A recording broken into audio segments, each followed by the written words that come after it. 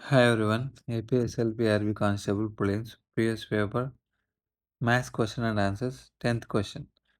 If a principal of rupees X at a rate of interest 20% compounded annually for 4 years amounts to 62,208, then X is equals to 30,000, 40,000, 35,000, 45,000.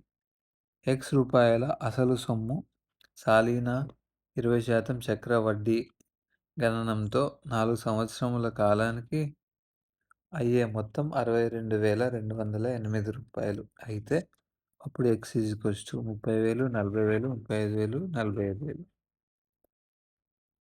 20% వడ్డీతో 4 సంవత్సరాలకి రూ. 62,208 అయింది చక్రవడ్డీ. అసలు ఎంత? అసలు principal P equals to X అనుకుంటే rate of interest 20%, compound interest 4 years. Compound interest కనుక్కోవాలి.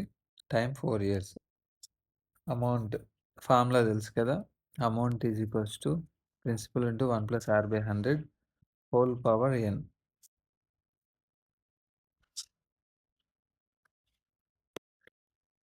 Amount 62,208.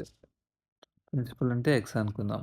Into 1 + 20/100 r 20/100 whole power 4 which is equals to X into 1 + 1/5 whole power 4 X into 6/5 whole power 4 x is equals to ఇది 62,208 into 5/6 whole power 4 వస్తుంది. 5 power 4 625, 6 power 4 1296. Solve చేస్తే principal x is equals to 30,000 వస్తుంది. Option ఎంత? First option 30,000. Doubts ఉంటే కామెంట్స్లో అడగండి.